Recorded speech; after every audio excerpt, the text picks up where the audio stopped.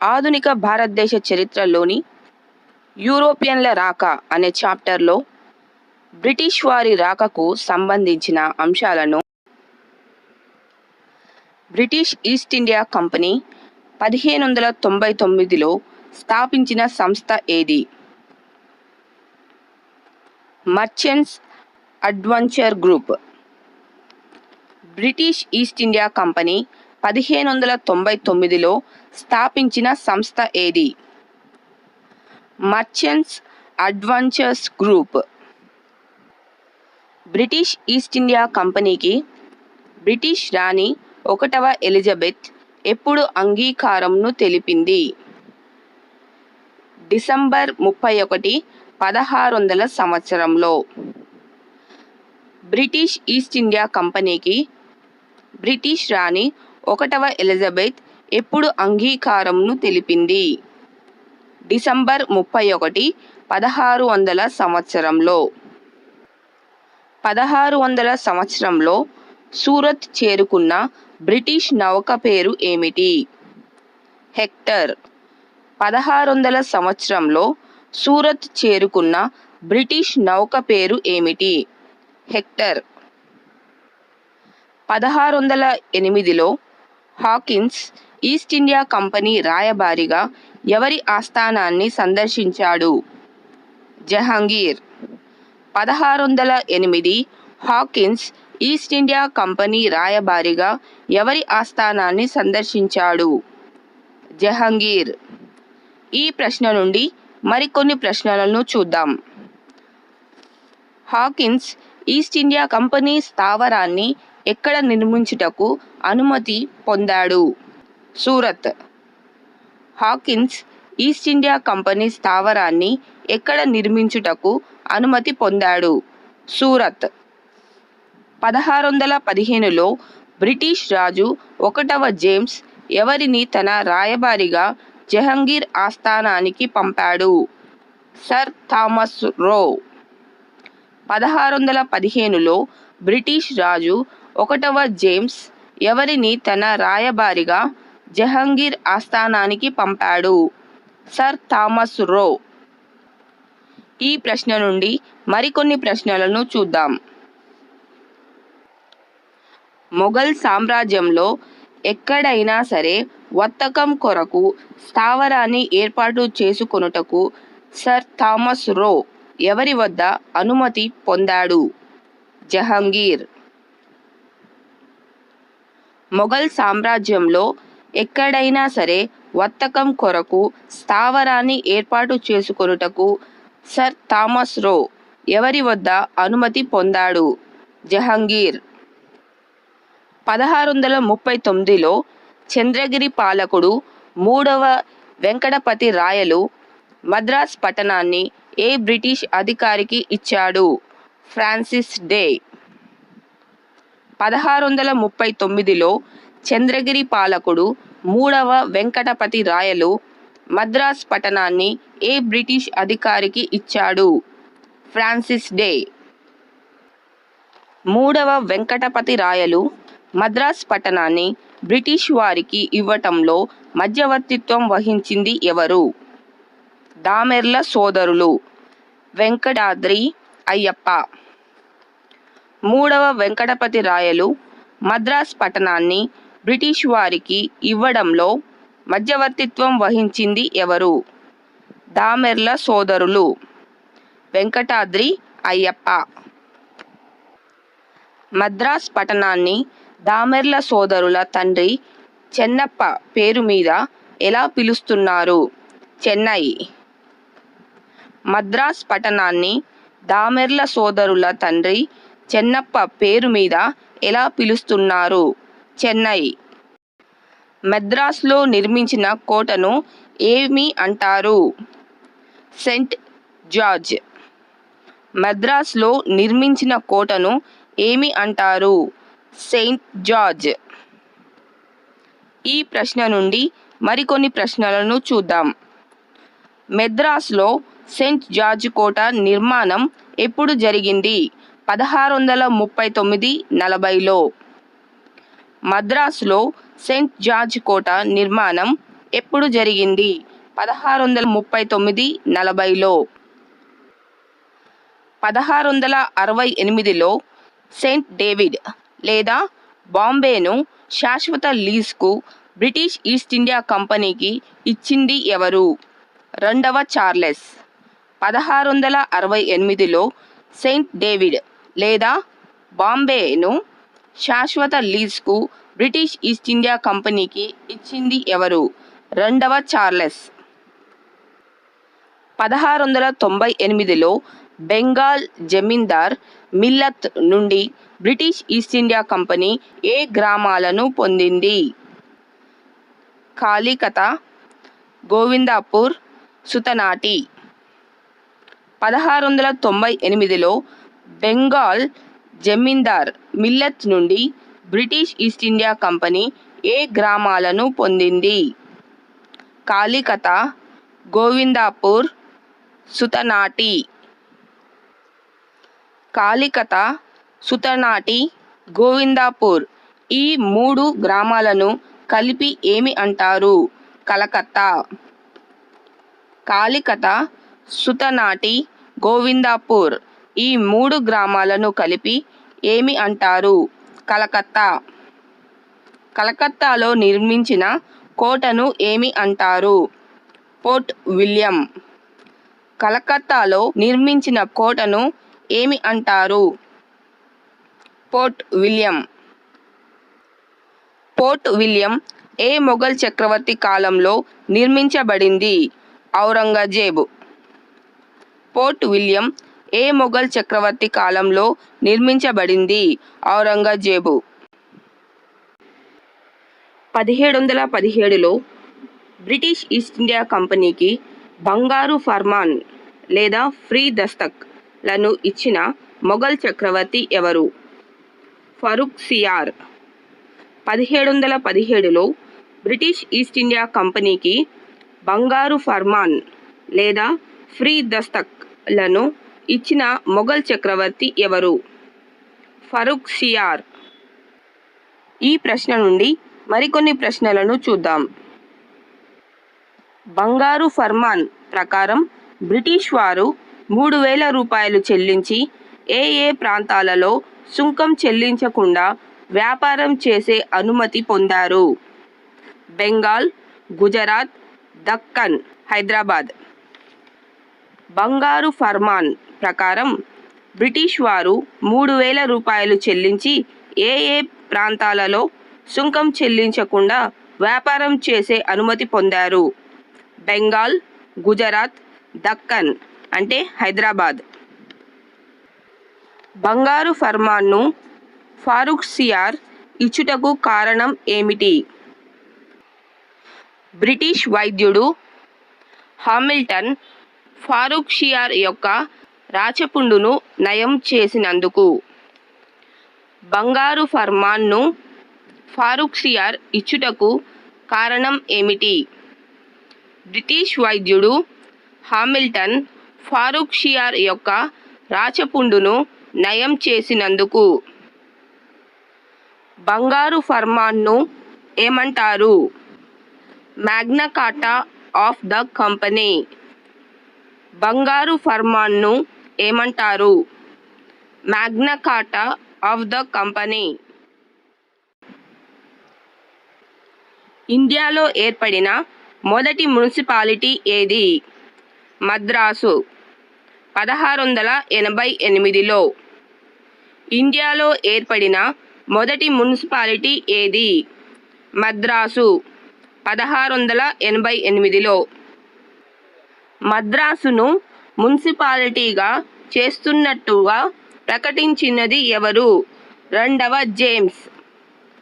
మద్రాసును మున్సిపాలిటీగా చేస్తున్నట్లుగా ప్రకటించినది ఎవరు? రెండవ జేమ్స్.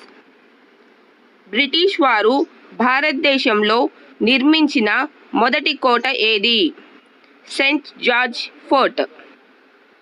బ్రిటిష్ వారు భారతదేశంలో నిర్మించిన మొదటి కోట ఏది? Saint George fort. భారతదేశంలో బ్రిటిష్ వారి మొదటి స్థావరం ఎక్కడ నిర్మించారు? సూరత్. భారతదేశంలో బ్రిటిష్ వారు మొదటి స్థావరాన్ని ఎక్కడ నిర్మించారు? సూరత్. దక్షిణ భారతదేశంలో బ్రిటిష్ వారి మొదటి స్థావరం ఎక్కడ నిర్మించారు? మచిలీపట్నం. దక్షిణ భారతదేశంలో బ్రిటిష్ వారి మొదటి స్థావరం ఎక్కడ నిర్మించారు? మచిలీపట్నం. తూర్పు భారతదేశంలో బ్రిటిష్ వారి మొదటి స్థావరం ఎక్కడ నిర్మించారు? బాలాసోర్. ఇది ఒరిస్సాలో ఉంది. తూర్పు భారతదేశంలో బ్రిటిష్ వారి మొదటి స్థావరం ఎక్కడ నిర్మించారు? బాలాసోర్. ఇది ఒరిస్సాలో ఉంది. భారతదేశంలో బ్రిటిష్ వారు నిర్మించిన ముఖ్య కోటలు, అవి ఉన్న ప్రాంతం, కోటల పేర్లు తెలుసుకుందాం. ప్రాంతాలు, కోట పేరు: మద్రాస్, సెయింట్ జార్జ్ కోట. బొంబాయి, సెయింట్ డేవిడ్ కోట. కలకత్తా, పోర్ట్ విలియం కోట. డేన్స్ వారిని ఏమని పిలుస్తారు? డెన్మార్క్ లేదా డేనిష్ వారు. డేన్స్ వారిని ఏమని పిలుస్తారు? డెన్మార్క్ లేదా డేనిష్ వారు. డేన్స్ ఈస్ట్ ఇండియా కంపెనీ ఎప్పుడు స్థాపించబడింది? 1616. డేన్స్ ఈస్ట్ ఇండియా కంపెనీ ఎప్పుడు స్థాపించబడింది? 1616. డేన్స్ ఈస్ట్ ఇండియా కంపెనీ ప్రధాన కేంద్రం ఎక్కడ ఉంది? సేరంపూర్. ఇది పశ్చిమ బెంగాల్లో ఉంది. డేన్స్ ఈస్ట్ ఇండియా కంపెనీ ప్రధాన కేంద్రం ఎక్కడ ఉంది? సేరంపూర్. ఇది పశ్చిమ బెంగాల్లో ఉంది. డేన్స్ ఈస్ట్ ఇండియా కంపెనీ మరి ఒక స్థావరం ఎక్కడ ఉంది? ట్రాంకోబార్. ఇది తమిళనాడులో ఉంది. డేన్స్ ఈస్ట్ ఇండియా కంపెనీ మరి ఒక స్థావరం ఎక్కడ ఉంది? ట్రాంకోబార్. ఇది తమిళనాడులో ఉంది. డేన్స్ వారు భారతదేశంలో ఉంటూ ప్రధానంగా ఏ దేశంతో వర్తకం చేసేవారు? చైనా. డేన్స్ వారు భారతదేశంలో ఉంటూ ప్రధానంగా ఏ దేశంతో వర్తకం చేసేవారు? చైనా. 1845లో ఏ బ్రిటిష్ గవర్నర్ జనరల్ డేన్స్ స్థావరాలైన సేరంపూర్, ట్రాంకోబార్లను 120 లక్షల రూపాయలకు కొనుగోలు చేశాడు? 1వ హార్టింజ్. 1845లో ఏ బ్రిటిష్ గవర్నర్ జనరల్ డేన్స్ స్థావరాలైన సేరంపూర్, ట్రాంకోబార్లను 120 లక్షల రూపాయలకు కొనుగోలు చేశాడు? 1వ హార్టింజ్. బ్రిటిష్ గవర్నర్ జనరల్ ఏ డేన్స్ స్థావరాలను కొనడం వల్ల డేన్స్ వారు భారతదేశం వదిలి వెళ్ళిపోయారు? సేరంపూర్, ట్రాంకోబార్. బ్రిటిష్ గవర్నర్ జనరల్ ఏ డేన్స్ స్థావరాలను కొనడం వల్ల డేన్స్ వారు భారతదేశం వదిలి వెళ్ళిపోయారు? సేరంపూర్, ట్రాంకోబార్. ఫ్రెంచ్ రాజు 14వ లూయి కాలంలో అతని ప్రధానమంత్రి కోల్బర్ట్ ఫ్రెంచ్ ఈస్ట్ ఇండియా కంపెనీని ఎప్పుడు స్థాపించాడు? 1664. ఫ్రెంచ్ రాజు 14వ లూయి కాలంలో అతని ప్రధానమంత్రి కోల్బర్ట్ ఫ్రెంచ్ ఈస్ట్ ఇండియా కంపెనీని ఎప్పుడు స్థాపించాడు? 1664. ఫ్రెంచ్ వారి ప్రధాన కేంద్రం ఏది? పాండిచ్చేరి. ఫ్రెంచ్ వారి ప్రధాన కేంద్రం ఏది? పాండిచ్చేరి. మొఘల్ చక్రవర్తి ఔరంగజేబ్ నుండి నవాబ్ అనే బిరుదు పొందిన మొదటి యూరోపియన్ ఎవరు? డ్యూమాస్. మొఘల్ చక్రవర్తి ఔరంగజేబ్ నుండి నవాబ్ అనే బిరుదును పొందిన మొదటి యూరోపియన్ ఎవరు? డ్యూమాస్. ఫ్రెంచ్ వారి మొదటి స్థావరం సూరత్ వద్ద ఎవరు నిర్మించారు? ఫ్రాన్సిస్ కారన్. ఫ్రెంచ్ వారి మొదటి స్థావరం సూరత్ వద్ద ఎవరు నిర్మించారు? ఫ్రాన్సిస్ కారన్.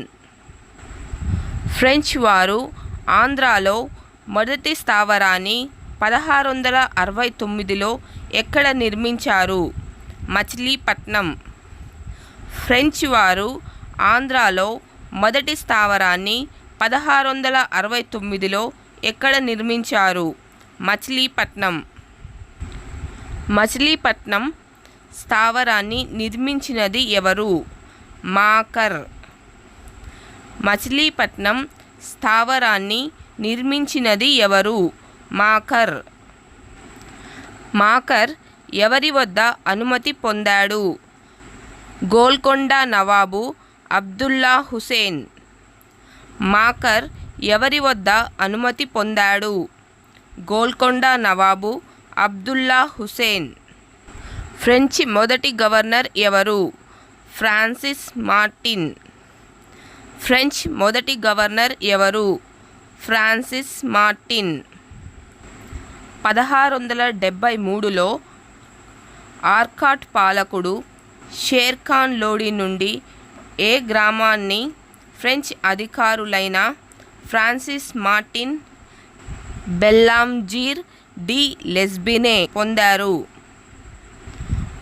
వాలికొండాపురం. 1673లో ఆర్కాట్ పాలకుడు షేర్ఖాన్ లోడి నుండి ఏ గ్రామాన్ని ఫ్రెంచ్ అధికారులైన Francis Martin Bellanger de Lespinay పొందారు? వాలికొండాపురం. వాలికొండాపురాన్ని పాండిచ్చేరిగా అభివృద్ధి చేసినది ఎవరు? Francis Martin. వాలికొండాపురాన్ని పాండిచ్చేరిగా అభివృద్ధి చేసినది ఎవరు? Francis Martin. 1690లో చంద్రనాగోర్ను ఫ్రెంచ్ వారు ఎవరి నుండి పొందినారు? షయిస్తాఖాన్. 1690లో చంద్రనాగోర్ను ఫ్రెంచ్ వారు ఎవరి నుండి పొందినారు? షయిస్తాఖాన్. ఏ యుద్ధంతో ఫ్రెంచ్ వారు భారతదేశంలో పాండిచ్చేరికి మాత్రమే పరిమితమైనారు? వందవాసి యుద్ధం. ఏ యుద్ధంతో ఫ్రెంచ్ వారు భారతదేశంలో పాండిచ్చేరికి మాత్రమే పరిమితమైనారు? వందవాసి యుద్ధం. 1760లో జరిగిన వందవాసి యుద్ధంలో British general Eyre Coote, French general count de Lally. 1760లో జరిగిన వందవాసి యుద్ధంలో British general Eyre Coote, French general count de Lally. Pondicherry అనగా ఏ ఏ ప్రాంతాలు? పాండిచ్చేరి తమిళనాడు, కరైకల్ తమిళనాడు, యానం ఆంధ్రప్రదేశ్, మాహే కేరళ. పాండిచ్చేరి అనగా ఏ ఏ ప్రాంతాలు? పాండిచ్చేరి తమిళనాడు, కరైకల్ తమిళనాడు, యానం ఆంధ్రప్రదేశ్, మాహే కేరళ.